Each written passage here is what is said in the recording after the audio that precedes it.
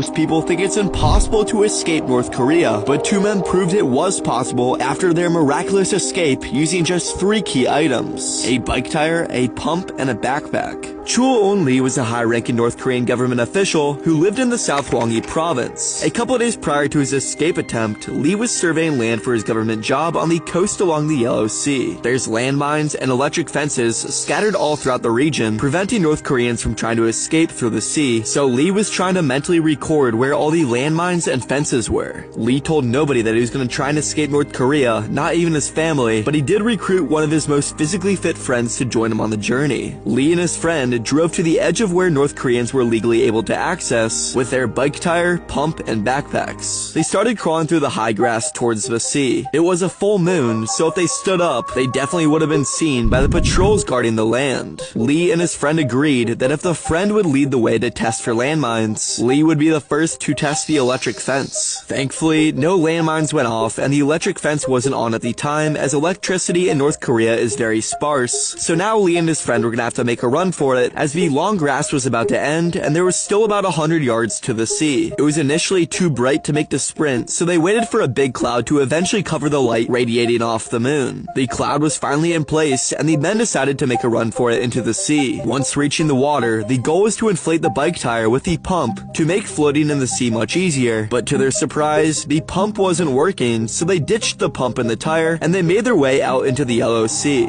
2 hours into swimming, the men were getting exhausted, so in order to make themselves lighter, they ditched their backpacks full of food and even stripped off their clothes, leaving just their boxers on in order to be as light as possible. Now, 3 to 4 hours into the swim, Lee's friend told him that he couldn't do it anymore, but Lee wasn't gonna let him give up. It gets even crazier from here, but there's a lot to the story, so tomorrow I'm posting a video on how they managed to survive, so make sure to follow.